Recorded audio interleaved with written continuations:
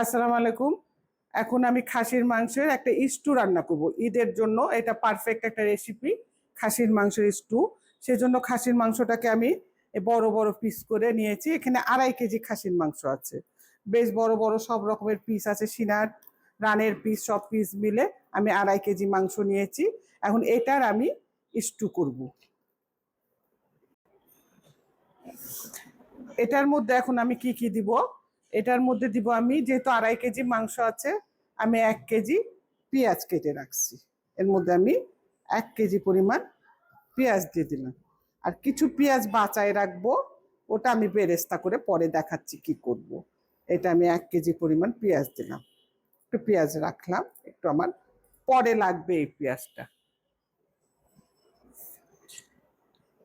এখন আমি একটু রসুন দিলাম। রসুন দিলাম, আপনি দুটো দুটো রসুন দিবেন। দুটো রসুন দিলাম। আর এই যে আদাটা দিচ্ছি, এটাই যে লম্বা লম্বা ভাবে কাটবেন, জুলিয়েট কাট না কি বলে, একটু লম্বা লম্বা করে। হ্যাঁ, 3-4 চামচ পরিমাণ আদা দিয়ে দিলাম। আদার ফ্লেভারটা কিন্তু ভালো লাগে। আদা দিয়ে দিলাম 3-4 চামচ পর্যন্ত।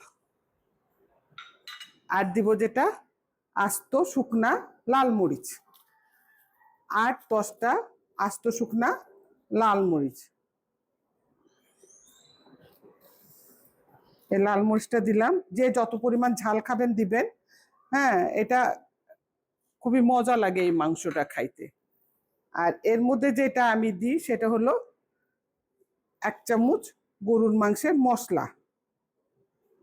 1 চামচ না, আমি এই 1.5 চামচ দিয়ে 2 চামচের পরিমাণ দিয়ে দিলাম। 1.5 চামচ পরিমাণ দিয়ে আর কি। আর দেবো স্বাদ মতন লবণ।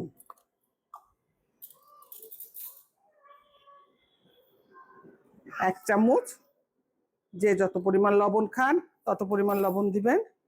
এই 2 চামচ। আর কিচ্ছু লাগবে না, এখন লাগবে জাস্ট তেল।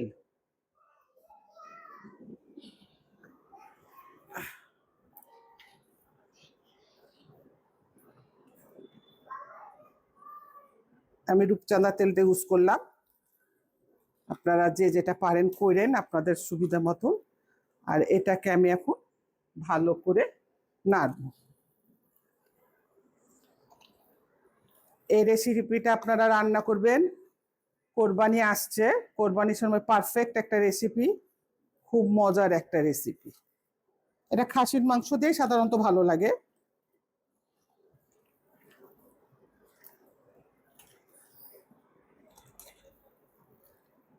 আর একটু পরিমাণ তেল দিই, তেল মনে হয় একটু কম হয়ে গেল আমার কাছে লাগছে।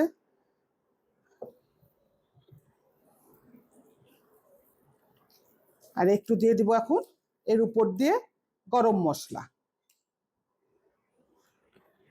গরম মশলার মধ্যে যেটা দিয়ে একটু দারচিনি, 6-7টা এলাচ দিলাম। পরে আরেকটু জিনিস দিব, সেটা আমি পরে আপনাদের দেখাই দিচ্ছি কি করে দিব। এটা দিয়ে জাস্ট এখন একটা কাভার, এটা প্রেসারে দিব না, যেহেতু খাসির মাংস ফট করে সিদ্ধ হয়ে যাবে, 1 ঘন্টার মতন লাগবে সিদ্ধ হয়ে যাবে, সেই জন্য এটা আমি নর্মাল চুলাতে কাভার আপ করে দিলাম। এখন এর মধ্যে আমি 2টা তেজপাতা দিয়েছিলাম না, আর সামান্য আধা চামচ পরিমাণ আমি একটু ধনিয়ার গুঁড়া দিয়ে দিলাম। আর আধা চামচ পরিমাণ আমি একটু জিরার গুঁড়া দিয়ে দিলাম। ব্যাস, এবার এবার আমি কাভার আপ করে দিব জিনিসটাকে, দিয়ে দিলাম। এখন এটাকে আমি কাভার আপ করে দিলাম, দিয়ে এটা চুলাটা আমি অন করে দিলাম। এখন নেক্সট স্টেপ কি করছি জাস্ট আপনারা ফলো করেন। এখন আমি ওই যে খাসির মাংসটা চড়াইছি, ওর মধ্যে একটা বেরেস্তা দিব। সেটা কিভাবে আমি বেরেস্তাটা করছি সেটা আমি আপনাদেরকে দেখাচ্ছি। এর মধ্যে একটু অয়েল দিলাম। অয়েল দেওয়ার পর আমি যে একটু পেঁয়াজ বাটায় রাখছিলাম, সেই পেঁয়াজটা এখন আমি কাজে লাগাবো। এটা এখন আমি একটুখানি পেঁয়াজ দিলাম, আর 3-4টা একটু শুকনা মরিচ দিলাম, আর একটু জিরা দিলাম। জিরাটা আমি পরে দিব, যেহেতু জিরাটা পুড়ে যাবে। এটা আগে আমি লাল করার হয়ে গেলে পারে তারপরে আমি একটু জিরা দিয়ে নামাই দেবো। এই জন্য এটা একটু লাল করবো আমি। চুলাটা অন করে দিই। তারপরে এইটাকে আমি বেটে ওই স্টুর মধ্যে আমি দিয়ে দিব।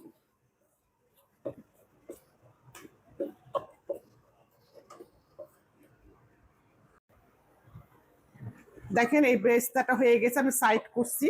আর একটু জিরা দিয়ে দিচ্ছি, একটু জিরাটাও একটু ফ্রাই করে নিচ্ছি এর মধ্যে। একসাথে আমি বেটে নেবো এগুলাকে। একটু জিরা দিয়ে দিলাম, আগে দিলে পুড়ে যেত দেখে পরে দিলাম আমি। ফ্লেভার বাড়াইছে খুব সুন্দর একটা জিরা। 2 চামচ পরিমাণ জিরা দিয়ে দিবেন। দিয়ে এ বেরেস্তাটার সাথে এখন আমি নাড়াচাড়া করে নিব। আগে দিলে জিরাটা পুড়ে যেত, সেজন্য আমি পরে দিলাম জিরাটা, খেয়াল রাখবেন।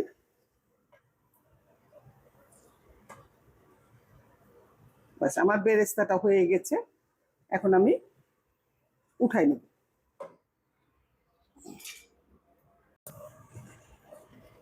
হয়ে গেছে সুন্দর, এখন আমি একটা উঠাই নেব।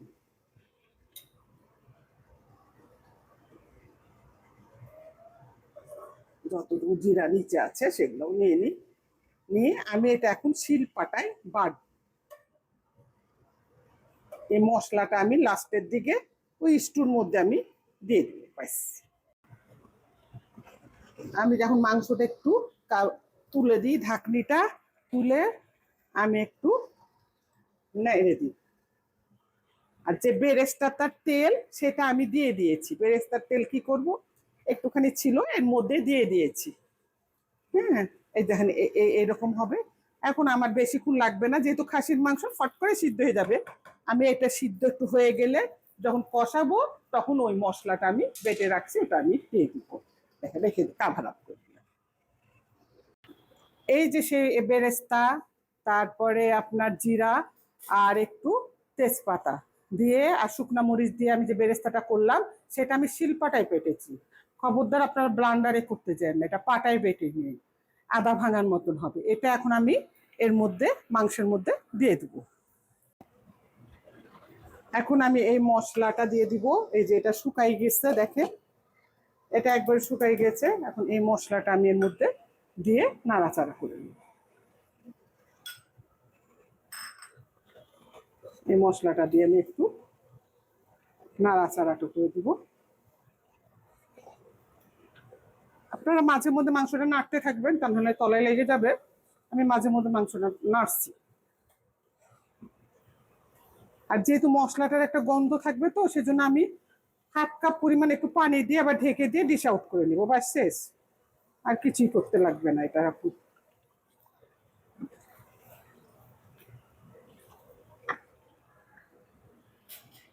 পানি পানি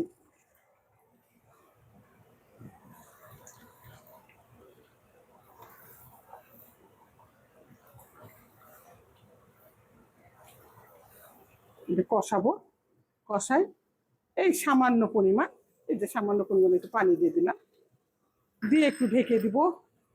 দিয়ে তারপর আমি ডিশ আউট করে নেবো। নামায় একটু নাইড়ে চেড়ে ডিশ আউট করে দেবো। এখন একটু ঢেকে দিলাম, একটু পর আমি ডিশ আউট করে নেবো।